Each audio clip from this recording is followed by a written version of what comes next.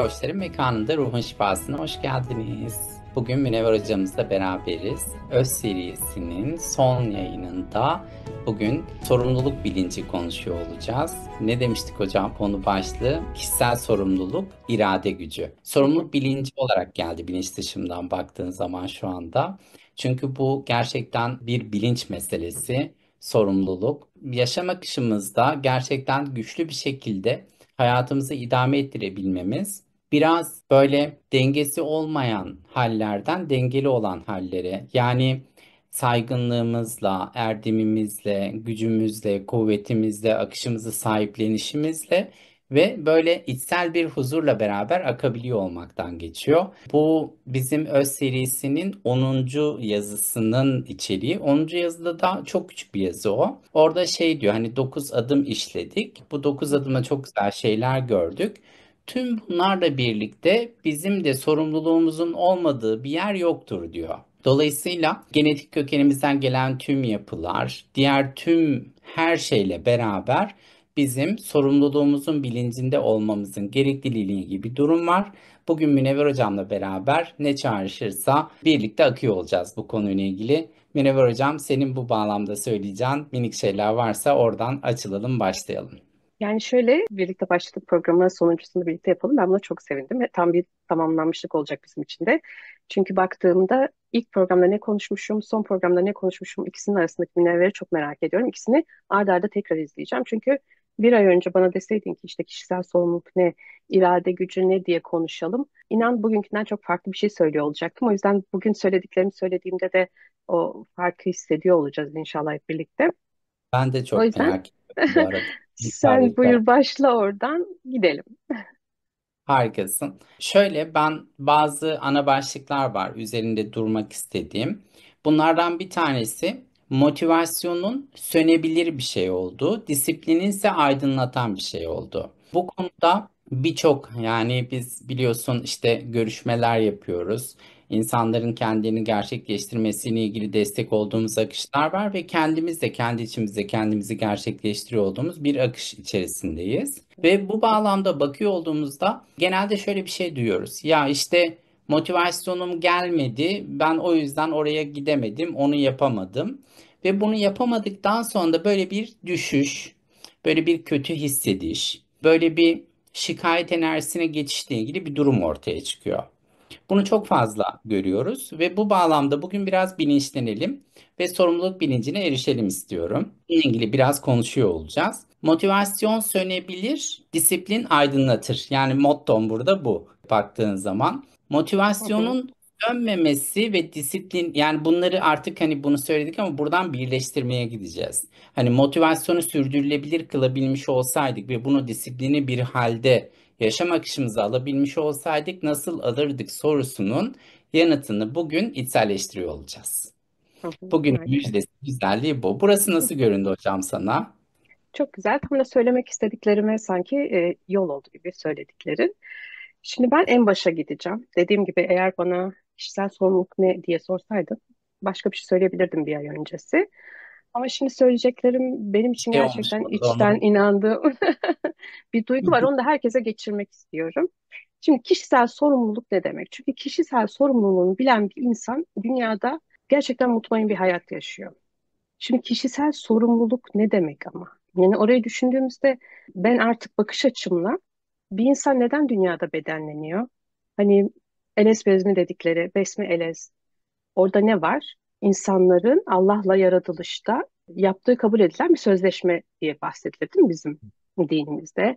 Ya Hı da hı, başka kültürlerde de bu vardır. İşte insan bir şeyi yapmak için buraya gelmiştir, bir söz vermiştir. O söz üstüne burada Allah'ın esmalarıyla şekillenmiştir. İşte o aslında kişisel sorumluluğumuz bizim kendimizin ne için burada olduğunu bilmek. hı Bence en hı, önemlisi.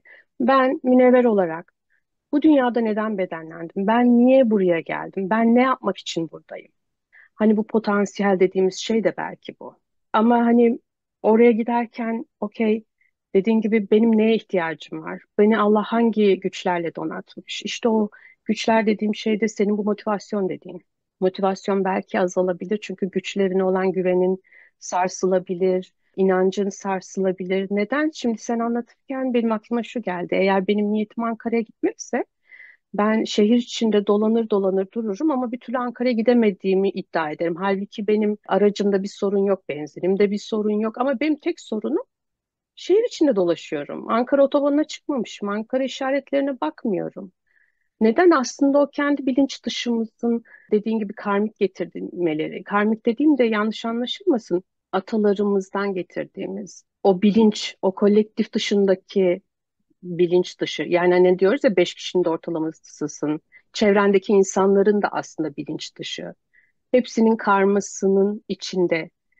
Sen neredesin? Hani o iki gözünü kapatıp içine baktığında gördüğün münevver Ankara'ya nasıl gideceğini biliyor aslında.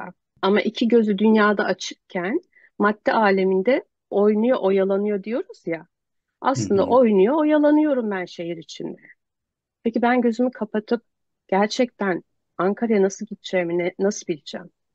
Ben o işte sizin dediğiniz motivasyonumu nasıl güçlü tutacağım? Çünkü belirli bir zaman için buradayız. O dediğinde disiplin dediğin şey de işte Satürn'ün hakim olduğu bir sistem kurmuş Yaradan. Nedir zaman? Zamana tabisin. Hı hı. Ve zaman seni disipline eder. Yani Satürn seni disipline ediyor bu hayatta. Seni zorladığı, sıkıştırdığı yerlerde aslında orada beter ol sürün diye yapmıyor. Orada yol yok, orası tıkalı evladım. Git bu tarafta yollar diyor sana. İşte o zaman öyle bakarsan evet motivasyonun tükenebilir yanlış yerlerde. Ama gerçekten gitmen gereken yolu bulduğunda hem disiplinin hem motivasyonun seni oraya götürmek için bütün fırsatları, bütün insanları, kendisindeki gücü yani hani Rabbin bize üflediği kısmı var ya oradaki bütün güçleri sana veriyor yani. Buna gerçekten çok eminim kendi hayatımda. O yüzden herkese de umarım bu bugün böyle geçsin istiyorum. Teşekkür ederim bu fırsat için de. Ben teşekkür ederim hocam. Diğer bir konuya geçiyorum. Hı hı, Üç tane şey var. Meditasyon, vizyon ve eylem.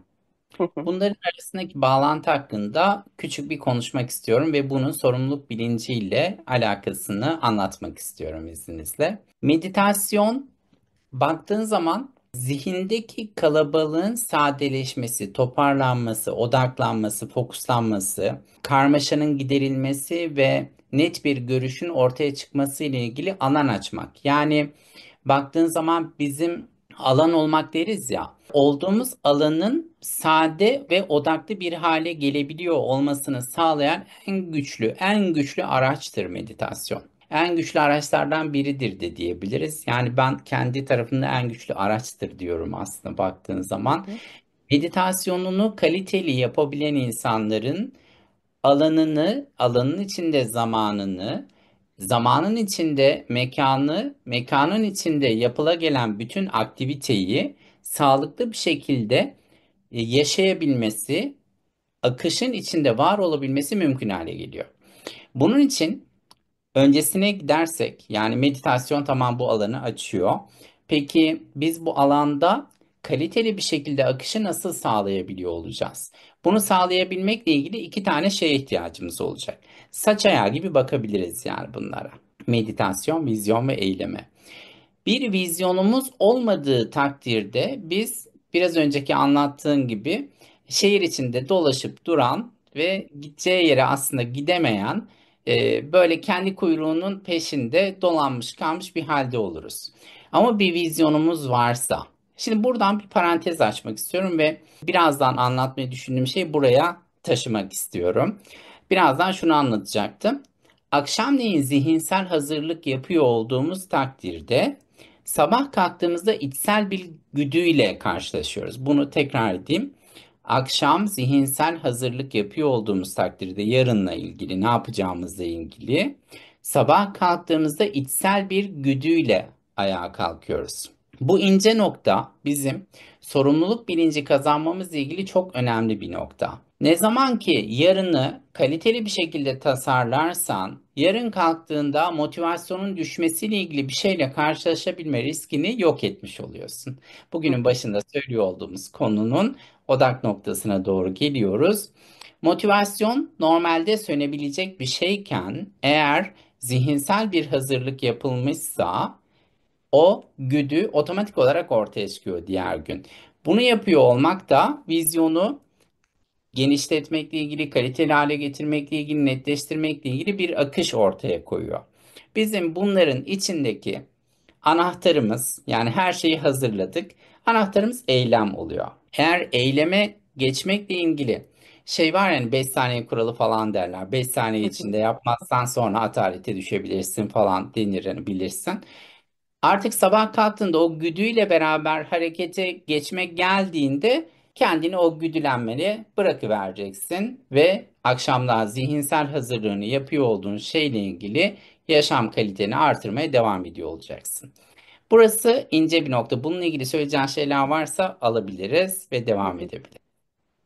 Şimdi meditasyon kavramını incelemek lazım, değil mi? Orada meditasyondan kastımız ne? Duyguda, düşüncede derinleşmekse eğer, işte bazısı yoga yapıyor, bazısı namaz kılıyor. Hatta siz konuşmaya girmeden önce yürümelerin bende bayağı şeyler farkında yaptı Hı hı, dediğiniz şey de aslında bence bir meditasyon. Çünkü orada ne yapıyoruz aslında? Zihnimizi parlatıyoruz.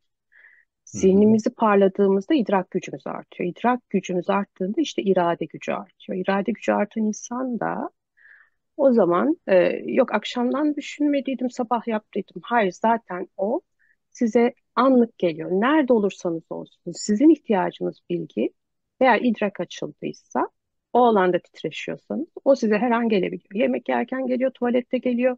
Kendinizi o boşlukta, o kolektif alana bıraktığınız her yerde o size açılabiliyor. O hı zaman hı, meditasyon adı altında yaptığımız şeylere bir kere dikkat edeceğiz. Eğer bizde bu zihin parlaması olmuyorsa, idrak açılmıyorsa, ben meditasyonlarımı nasıl yapıyorum? Ben namazımı nasıl kılıyorum? Benim namazım şekilden, benim işte yogam şekilden öteye gitmiyorsa oralara bir bakacağız. Çünkü aslında işte namazda da ne var ya da düzenli meditasyonda da ne var? Satürnyen özellikleri kazandırmak istiyor Allah size. Ne? Düzenli yap, düzenli yap. Aynı şey düzenli yap. Çünkü düzenli yaptığın şeylerin içinde hız var. Yavaşladığında hız var. Mesela nefesini işte yavaşlat, düşünceleri yavaşlat. Orada hız var. Oraya gel. kesinlikle. Tamam, buraya baktık dediğiniz gibi meditasyonlarımızı. Ondan sonra zaten orada vizyon da oluşuyor. Tadili erkan diyoruz hocam şeyde. Hı hı, Namazda mesela işte hı hı, e, o ayakta durduğunda kıyamda, işte hı hı, rükude tam oranın gerekli hareketini tam yapıyor olmak. Ondan sonra kadi ahire dediğimiz o son oturuşta, hı hı, secdede, bunların hepsinde tadili erkan. Tadili erkan kelime anlamıyla erkan rükünden gelir. Rükünler yani yapılan her parça işin tadilattan bilebilirsin. Yani hı hı, hı iyileştirilmiş, hı, kaliteli hale getirilmiş, yapılması gereken dengede yapılmış haliyle yapıldığında çok kuvvetli sonuçlar veriyor ve gerçek anlamda tadil erkanına riayet etmek deriz biz ona. Yogada da akış deriz, flow deriz. Yani ard arda hareketlerin onları yapabilmek de çok kolay değildir baktığın zaman, hani akışı yakalamak. Aslında baktığın zaman doğru, hepsinde bir akış yakalamak var. hı hı, Her birinde o akışı yakalıyor olduğumuz takdirde inanılmaz bir enerji ortaya çıkıyor. hı Yani hı. bunları çağrıştırdığın için teşekkür ediyorum. Çok güzel bir anlatımdı. Ben teşekkür ederim. Orada sonradan ne var dedik? Vizyon, eylem. Zaten vizyon dediğim gibi orada oluşuyor. Yani o siz Hı sakinliğe hı, kavuştuğunuzda hani az önce dedim ya gözü kapatıp içe baktığınızda bir vizyon oluşuyor. Çünkü sizi anlaşma yaptığınız Rabbiniz kendine yaklaştırmak istiyor. Kendine yaklaştıracağı deneyimler yaşatıyor. Ve o zaman siz o deneyimlerdeki idraki gördüğünüzde yani görünenin ardındakini gördüğünüzde zaten bir vizyon gelişiyor. Ha diyorsun ya okey ben bunu bundan yaşamışım. Tamam deyip şükür edip yaşadığına ve yaşatanlara orada yolunu belirliyorsun. Vizyon oluşuyor. Ondan sonra zaten eylem koştura hı koştura peşinden gidiyorsun. Çünkü biliyorsun orada bir rahmet var. Senin hı, için hı. verilmiş bir rızık var. Rızkın kaynağı zaten ne? Aslında en büyük rızık. Onu idrak edebilmek. İdrak ettiğinde her türlü. Benim kitapta da yazdığım bir şey var. Siz o zaman artık ne güneş sizi yakar ne çölde susuz kalırsınız. Çünkü o idraki size veren o çölde de suyunuzu verir. Ne güzel Anlatabiliyor anlattın. muyum? Ya çok Maşallah. kıymetli. Harikasın. Teşekkür ederim. Orası Sizden tamamsa yansıyanlar bu arada. Teşekkür ediyorum. Çok küçük bir şeyler daha ekleyip tamamlayacağım. Reddetmelere de alışmamız gerekiyor. İyi alışkanlıklar kazanmak için. Küçük reddetmeler. Bunu şöyle hafif beraber açalım. Senden de destek istiyorum. Biz insanoğlu mesela beslenmemiz kaliteli olmaz ise, hareketimiz kaliteli olmaz ise, vücudun içinde atalet bir şekilde kendisini gösterir hale döner ise bizim ufak tefek şeylerden manipüle olma olasılığımız artıyor. Ve ufak tefek şeylerin bizim tarafımızdan yani olumsuza götürebilen, sonunda mutlu etmeyecek. Burada parantez açıyorum belki ama önemli olan bir nokta daha vurgulamak istiyorum. Hı hı, Sorumluluk bilincinde en önemli olan şeylerden birisi kağıdı kalemi alıp eğer burada teslim olacağımız negatif bir nefsani arzumuz bir şeyimiz varsa onun sonucundaki rezil hali not almak. Rezil hal yani ben bunu çok genel olarak anlatıyorum ama bu hı çok hı, önemli bir konu.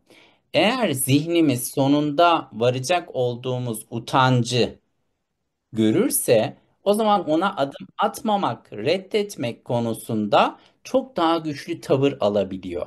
Ve bunu hı hı, yaptığında iyi alışkanlıklar kazanma ile ilgili süreci çok daha kuvvetli hale getirebiliyoruz. Burası çok değerli. Özellikle bunu buraya bir almak istedim. Örneğin bu çok kötü nefsani durumlarla ilgili bu konuşulabilir. Bununla birlikte çok basit şeylerle ilgili konuşalım.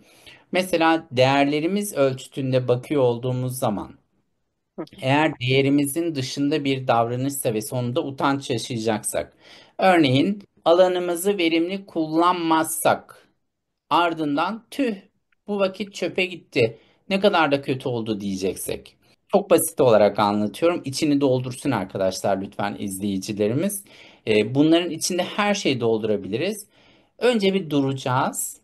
hı, Bunu yapıyor olduğumda bundan sonra gelecek olan şeyle ilgili ben ne hissediyor olacağım? Mutluluk duyuyor olacaksam okey. Mutsuzluk yaşayacaksam hayır. Hayır. Çok emin değilsen de bir hayır de.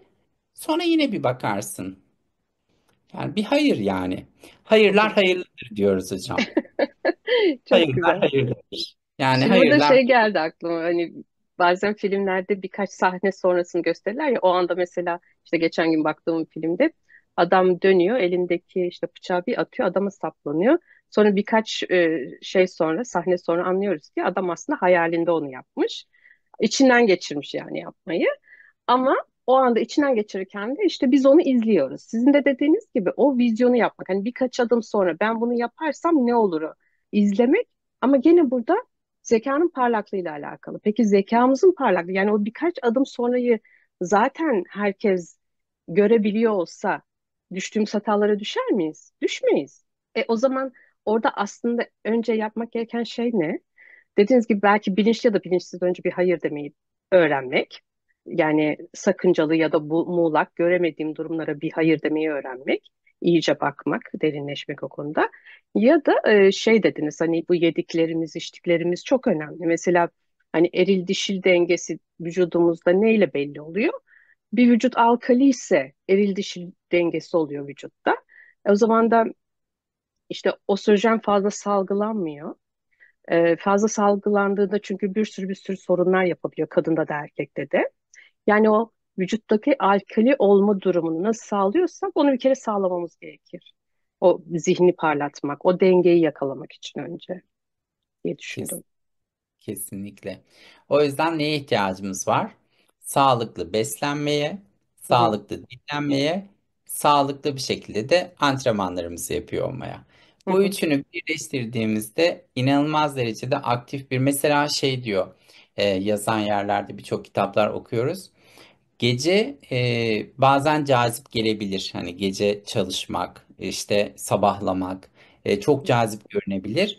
Bununla birlikte sürdürülebilirliği olmayan, sabahında veya yarınını aktif bir halde tutmayan, vücudun yenilenmesiyle ilgili bizi desteklemeyen bir akıştır. O yüzden eğer mümkünse çok hızlı bir şekilde bunun göz kamaştırıcı halinden uzaklaşıp uyunması gereken vakitte uyuyarak, dinlenmesi gereken vakitte dinlenerek o şekilde hareket ediyor olmak bizim için çok daha evladır diye geçiyor.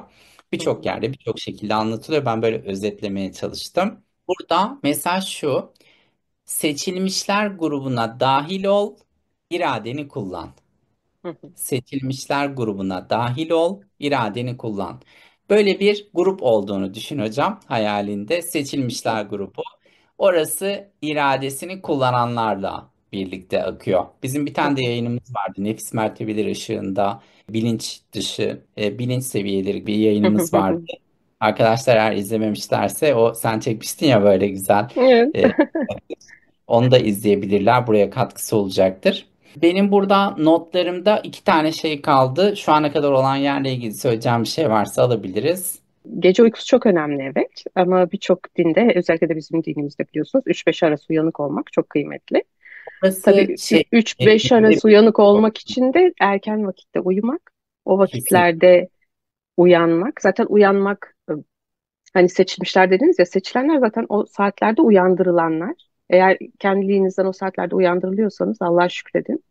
Çünkü seçmeyen seçilmiyor. Yani seçildiğiniz için seçildiğinizi düşünün. Bu böyle bir, nasıl diyeyim, tam bir bumerang gibi. Attığınız size dönüyor. O zaman ne var aslında oradan, dediniz ya, işte yemeğimize dikkat edeceğiz, ona dikkat edeceğiz. Bunu, aslında en önemli şey bence kalbimize dikkat edeceğiz. Kalbimizi temiz tutacağız. İyi niyetli olacağız. Kötülük de olsa, ay bunun ardında da bir iyilik olabilir benim için deyip orada kendi hakkımı savunurken sabit kalıp, yani orada bir, tabii ki kendi hakkımı savunacağım ama öbür tarafında tam ne düşündüğünü bilmediğim için de yargıya düşmeyeceğim. kesinlikle, O kesinlikle, zaman işte o kalp ışığı sizi seçilmişlerin arasına yavaş yavaş, siz istemeseniz de, öyle bir talepte bulunmasanız da, sizi bir şekilde içine çekiyor ve çok kıymetli. kesinlikle hocam. Şey aklıma geldi. Ben gündüz işinde de çalışıyorum ya hala. Ee, Hı hı, Arda arda müşteriler şey oldu. Arkadaşlarla böyle oturuyoruz. Ben müşterilere bakıyorum. Bir tane müşteri döndü geldi. Siz dedi bizimle çok iyi ilgilendiniz. Ben işte herkesi buraya getireceğim. Sizin yanınıza geleceğim. Bir erkek müşterimiz bu gitti. Sonra bir tane de kadın müşterimiz geldi. İlgilendim. Neyse gitti. Geriye döndü tekrar o da. hı Çok hı, güzel ilgilendiniz falan diye böyle. Bu şeye benziyor işte. Onun orada seçip gelmiş olması senin, bu yine şeye geliyor. Cennetin mertebelerinin ihlasla aşılabildiği gibi bir noktaya geliyor. Samimiyet içeriden, kalp içeriden akıyorsa, hı hani hı, bunu çocuklar, hayvanlar çok daha farkında oluyorlar. Gerçekten iyi akan bir, sevgi akan bir kalpten bahsediyorum. hı hı, Bu insanların da bunu hissedebiliyor olmasına erişmek, yani bunu hepimiz, hani birçok dostumuz, siz hepimiz yaşıyoruzdur. Daha çok yaşayalım. Yani sevgi birliğini daha çok yaşayalım. Sevgiyle kucaklaşmayı daha çok yaşayalım. Ve bunların arasında hep bir mesafeyle, yani o çok, hani o sınırı bilip, bunu şey diyorum hocam ben, hem işe karışmamak hem hı de hı, olabildiğince desteklemek. hı hı, Yani bu çok ince bir noktadır. Hem sınırını aşmayacaksın hem de e, elinden geldiğince onu desteklemekle ilgili akışı da yönetebiliyor olacaksın. Bunu başarabildiğimiz ölçekte inanılmaz bir güzellik. Bu da bir sorumluluk bilinci yani baktığın hı zaman. hı. Yani hem alanına müdahale etmeyeceksin hem de alanın da onun rahatlıkla akması ile ilgili elinden gelen her şeyi yapıyor olacaksın. Evet. Benim bu yaşam düsturlarımdan birisi, biliyor musunuz? Sen Hı hı, baktığında elimden geldiğince bunu yapmaya gayret ediyorum. Ve bununla ilgili kendimi sürdürülebilir gelişim halinde de tutuyorum. Ve soruyorum da direkt. hı hı, Ben diyorum ki, alanına saygılı bir şekilde seni destekleyebilmiş olsaydım nasıl desteklerdim? hı Bence hı, herkes soruyor. Çevresindeki herkese bir şekilde sormalı yani. hı hı, Alanına saygılı bir şekilde seni destekleyebilmiş olsaydım nasıl desteklerdim? hı hı, Bu soru o kadar hayat kurtarır ki, arkadaşlığı kurtarır, dostluğu kurtarır, işi kurtarır, müşterilerle aramızdaki diyaloğu kurtarır. Özellikle çocuklarımızla aramızdaki bağlantıyı çok kuvvetli hale getirebilir. Bir soruyla çok şeyi aşabiliriz diye düşünüyorum yani. hı Ve hı. aşılıyor da. Evet. Bir de bu vardı. İki tane şey Buraya bir kaldı. şey ekleyebilir miyim? Şimdi dediniz ya, Tabii. O soru gerçekten çok kıymetli ama karşınıza böyle bir durum çıktığında işte ön yargısız bakabilmek de çok önemli. Mesela ben sizin haritanıza baktığımda ne dedim?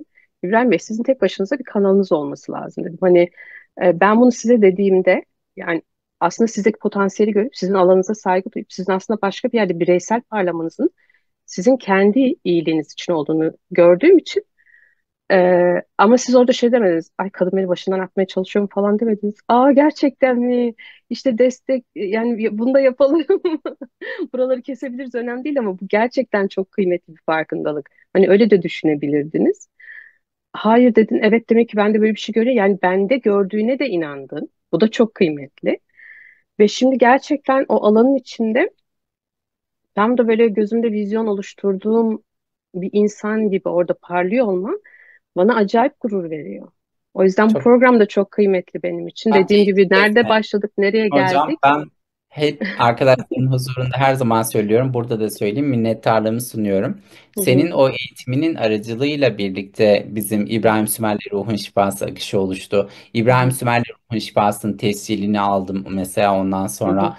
Bunların hepsi senin böyle bir oradaki gördüklerin, anlattıkların yanımda oluşunla beraber oldu. Bence bu hı çok hı, güzel bir örnek oldu biraz önceki anlatıma gerçekten. hı hı, Ee, Alanımıza saygıyla birbirimizi desteklemiş olsaydık nasıl desteklerdik? hı hı. Yani biz Ama buna şöyle bir çok... şey var onun başlangıcında da. Hani az önce dedim ya, bumerang. Şimdi bu Hı, bumerang nereden çıkıyor belli değil yani. Şimdi bu örnekte baktığımda sanki benden çıkmış gibi oldu. Ama aslında sen ne dedin? O eğitime geldin. Yani sen de benim alanıma saygı duyup ben bundan bir şey öğrenebilirim dedin. O eğitime geldin. Sen eğitime geldin, öteki geldi, beriki geldi diye ben o eğitimi açtım. O da benim ilk eğitimlerimden biriydi. Anlatabiliyor muyum? İşte bumerang etkisi böyle bir şey.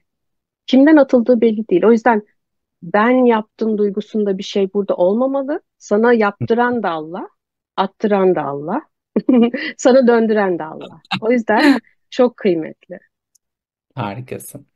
Son iki mesaj. Hı hı, Bir tanesi, herhangi bir şey yapmak istiyorsak onunla ilgili her zaman zaman vardır. hı hı, Burası ince bir nokta.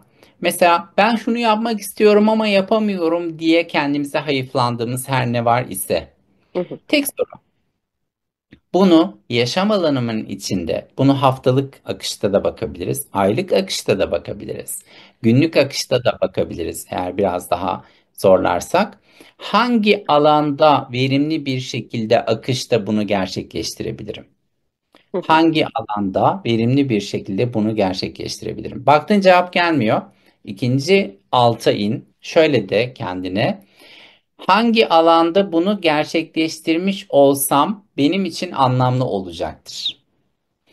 Daha böyle etrafından sar yani konuyu anlatabiliyor muyum? Mesela çok basit hafızanı geliştirmek istiyorsun veya matematik çalışmak istiyorsun veya işte okul dersi çalışmak istiyorsun ya da belki kitap okumak istiyorsun bir şey yapmak istiyorsun yani bir beceri geliştirmek istiyorsun belki bir yabancı dil daha eklemek istiyorsun bir şey yapmak istiyorsun. Bu yapmak istediğin şeyle ilgili öncelikle tabii ki bu nedenini bulacaksın, edeceksin. O taraftan bahsetmiyorum. Artık nedenini bulmuşsun, bu yapılmalı demişsin ama yapacak fırsatın olmadığı ile ilgili hayıflanma halindesin. Bundan bahsediyorum. Bu noktada her zaman zaman vardır. Sadece biz o alanı açabilmekle ilgili keskin bir niyette olalım ve sorumluluğumuzu alalım. Bunu bir tefekkür etsin arkadaşlar istiyorum. Sondan ikinci mesajımdı bu. hı Ve hı, son mesajım. Bununla ilgili söyleyeceğim bir şey var mı? hı hı. Şimdi burada bizim biliyorsunuz koçlukta kullandığımız bir şey var ve çok kıymetli ve çok iyi anlatılmadığını düşünüyorum. Ya da e, çok fazla anlamıyoruz o konuyu. Çünkü o konuyu anlasak gerçekten hiçbir zaman sorunu olmaz. Şimdi bir sayfayı böyle dörde bölsünler arkadaşlar. Hı hı. Ortadan artı işareti ve artı işaret bu arada çok kıymetli. Neden? Çünkü aslında tamlığı gösteriyor. Yani toprak, su, hava, ateş dörtlüsünü gösteriyor. Yukarıdakiler acil ve önemli olanlar. Mesela işte faturanın son günü bugün ödeyeceğim. Hem acil hem önemli. Yoksa yarın elektrik Hı kesilir. hı. Ama altta ne var? Önemli ama acil değil. Mesela kirayı ay sonunda ödeyeceğim. Bugün koştur koştur gidip ödememe gerek yok. Öyle bir vakit harcamama gerek yok. Burası da Hı. önemli ama acil değil kısmında. Yani o dörtlüden en sonuncu da ne önemli değil, ne acil değil bir kısmı var o Hı şemanın hı. baktığınızda. İşte o kısmı eğer boşaltabiliyorsanız, mesela benim İbrahim Bey'le görüşmem benim için ne önemli ne de acil. Ama ben o vakti oraya veriyorsam aslında yanlış bir şey veriyorum. Ben o vakti aslında başka bir yere kullanmam gerekir. O diğer üçlüden birinde kullanırsam insanlar kendilerine zaman yaratmak dediğimiz şey bu.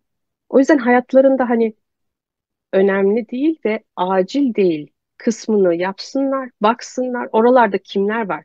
Oradaki insanlar çünkü onların hayatlarında enerjilerini sömüren insanlar ya da olaylar ya da düşünceler. Oralardan çıksınlar. O yüzden bence de burası önemli bir kısım. Burada anlatmak istedim. Olursa da Önemli, görseli koyarız sonra. önemli ve acil bir kısım yani burası. Aynen.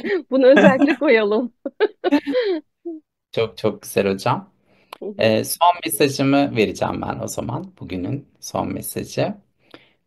İnsan için gerçek zevk eylemin ayrılmaz bir parçasıdır. Şöyle düşünelim. Eylem içinde zevkimizi de barındırıyor. Eylemsizlik içinde zevkin tersinde ne varsa onu barındırıyor. hı hı, Eylem içinde olmayı ben hep şey derim, bunu böyle seanslara spoiler gibi olacak ama bazen uğraşırım yani. Şımarıklık ediyor olabilir misin? Şu anda şımarıklık etmekten kendini kurtarmış olsaydın ve kaliteli adımlar atabilmiş olsaydın neler yapardın? hı hı, Çünkü çoğu zaman insanoğlu nefsinin kurbanı olarak şımarıklık yapar.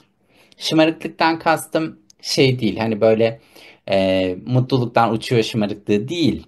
hı hı, Yapman gerekeni yapmama şımarıklığından bahsediyorum. hı hı, Sorumluluk bilinci şımarıklığın tersidir. Yani yapman gerekeni yapıyor olduğun akışta olduğunda zevkli bir akışta olmuş olursun. Gerçek zevk eylemin içinde saklıdır.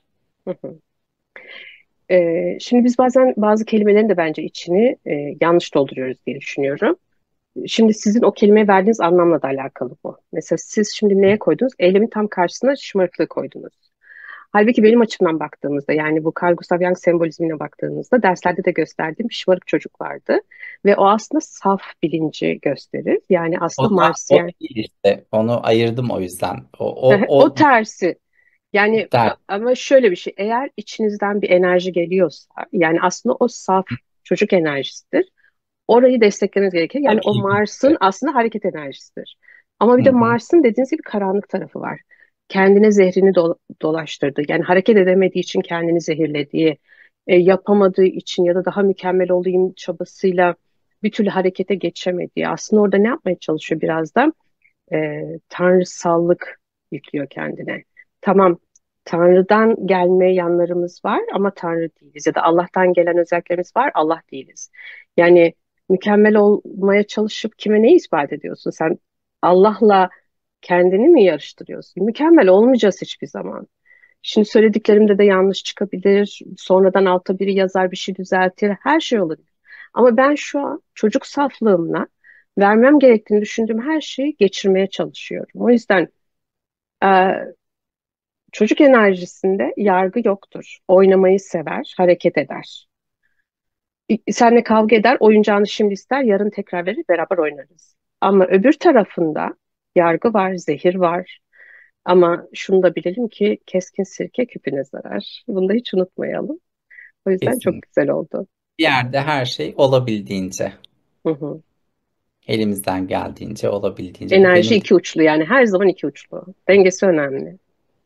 kesinlikle hocam. Çok teşekkür ediyorum. Ben Burada teşekkür ederim. olduğumuz için, biz ruh akışta olduğumuz için ailemize de selam olsun. Hı hı, Koçlar Mekanı'nı takip etmeyi, abone olmayı, böyle işaretlemeyi ve tümü diye bütün bildirimleri alıyor olmayı, hı hı, hocamızın yayınlarını izlemeyi, bütün yayınlarımızı izlemeyi, uygulamayı, özellikle uygulamayı, eyleme geçirmeyi hatırlıyor hı olalım. hı. İnşallah. İyi ki varsınız. Hı hı. Bir de İbrahim Sümer kanalına e, abone olup takibe alıp değil mi? Koçlar Mekanı'nda ben bunu hiç söylemedim sanırım.